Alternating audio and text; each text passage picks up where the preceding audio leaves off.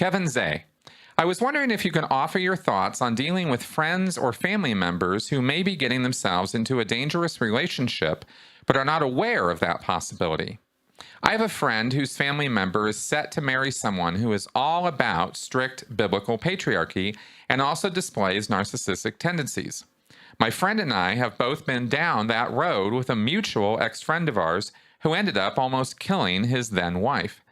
She's tried expressing her concerns to her family, but they either seem to be ignoring her or think she's crazy. I thought you might have a unique perspective on this given your experience with highly controlling groups and people. Okay, Kevin, thank you very much for this question. And I'm just going to throw out some pieces of advice or suggestions I have as to how to basically try to set up the best possible conversation or dialogue that you can with the person in question. Okay, let's say you have this friend or family member and you're concerned. Your concerns may or may not be valid. That's the first thing. The first stuff you got to look at is your own. Okay, one, are you sure? Are you absolutely positive that what you're seeing or perceiving is 100% correct? Can you corroborate it? Can you back it up? Do you have, dare I say, evidence of your suspicions, or is this just some gut feeling you have? These are important questions to answer for yourself before you even open your mouth. This is just critical thinking, skepticism, running it on yourself, right? Like, oh, I've got this idea, or I've got this observation or series of observations, and they lead me to think there might be a problem here. Well, write it all down for yourself. Really make sure you've got a case. Two, are you in a position and should you interfere with this person's life? This is actually a legit question, right? It's something you have to ask yourself. It's not just a matter of, well, am I being a busybody? But, you're potentially looking at disrupting this person's life and relationships in a significant way. So again, you better be sure. Okay. And you better be sure that this is something you want to be responsible for. If it were to go south and things were to not go the way you predict they would go, how are you going to deal with that? How are you going to be responsible for that? What responsibility are you willing to take? These are, again, something you want to think about beforehand. Now, if you're in a place where you're absolutely positive that this person is a threat or potential threat to your friend or family, then of course you're going to want to act. Most people are going to at least think the thought of wanting to act. And I think that if it's justified, you should, right? I think you should, think critically about it. But once you have and you've decided, then okay, move forward and let's do it effectively. In order to effectively talk to somebody in a situation like you've described, Kevin, you're talking about somebody who's in love, who, is in this phase of this relationship where it is, fun, exciting, wonderful. They're looking at taking it to the next level maybe, or, set to marry somebody who believes in strict biblical patriarchy. Yeah, I would definitely have a few questions for that person, and for the relationship. And maybe the questions should be directed to the potential partner too. I mean, maybe that's a way of kind of bringing it out and clearing the air and asking some questions and finding out where they're really coming from. Because you don't want to engage in stereotyping, not when it comes to the context of one-on-one, when you're right there with a person and it's this guy, Joe, that you have questions about or you're not sure about. Well, why not have a conversation with Joe and see where he's at, see how he answers the questions at least, see how he responds. Does he get defensive? Is there, are there other red flags popping up, right? Again, obviously talk to him, non-accusatively, bust in there and go, hey man, you're a narcissist and I don't like it. That's not gonna, obviously, let's not do that. Okay. So in terms of talking to the friend or family member, though, make sure they are rested. Make sure they're not like tired, drunk, high, inebriated, right? Yeah, make sure you're talking to somebody whose wits are about them and who is in the most rational state of mind you can get them into. Okay, so fed, slept, right? Just like with kids. I mean, adults aren't any different.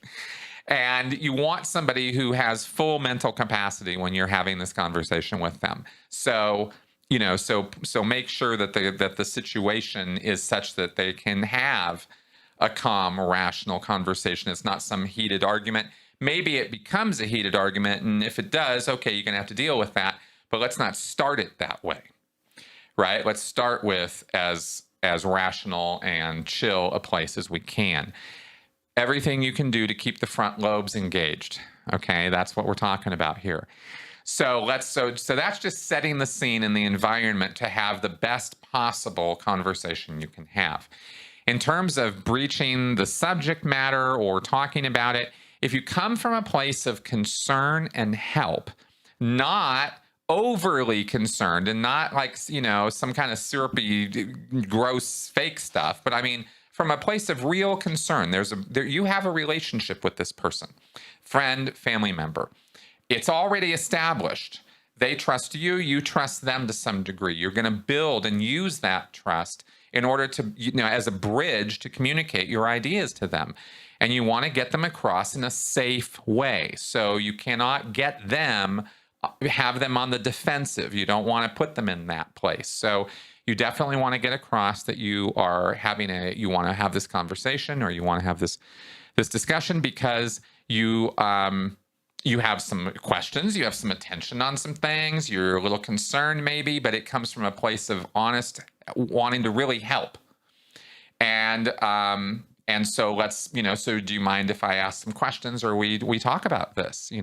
I've noted a few things, and this is where you kind of prep your case beforehand. You don't go in willy-nilly. You have to have a 1, 2, 3, 4, right? If you're going to think about it this way, what would it take to talk to you, right, about if you were falling in love with somebody, or if you were establishing a relationship with somebody, or you were moving forward, and your friends or family were concerned? How should they approach you?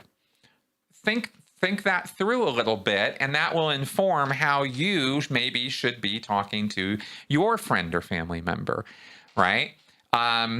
Respect, dignity, right? You want to grant that to this person, that they are intelligent and rational and can make up their own minds about their lives and about their relationships, right? You want to grant them that. You don't want to come across heavy, or you don't want to come across like you know best, or you've seen this and they're not seeing it and you're going to set them straight.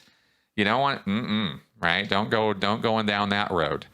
And then just present the case as best you can. Now, if that direct approach is absolutely positively just not going to work, you know either you're not going to be able to do it, or it's just not going to work no matter who does it. Okay, fair enough. If a direct frontal assault or direct honest conversation isn't going to fly, then you're going to have to take an indirect approach, and that's going to be context specific to the person as to how you best do that. You know them better than I do. But the approach would be, if it's going to be an indirect approach, then it's going to be using maybe the strategy or the tactic of, how when we are concerned about somebody who's in a cult, we tell them about another cult. We don't tell them about, if I'm talking to a Scientologist, I don't say, hey, you're in Scientology and it's a cult.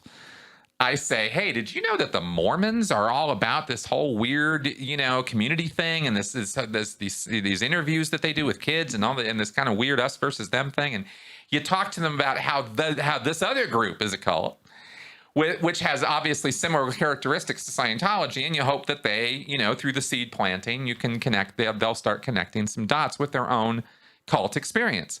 Similarly, if you have somebody who's in a relationship that you're concerned about, if you were to talk to them about some other relationship, even if it was a movie or a book or something, that might have similar red flags or similar troubling concerns, right?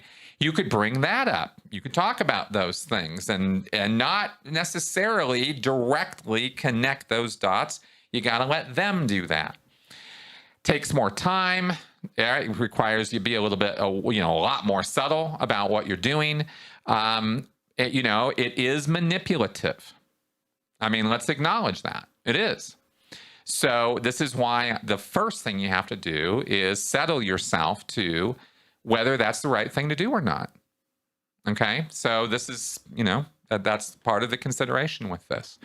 If you're going to interfere with somebody's life and you're absolutely positive that you are in the right for doing so, then proceed.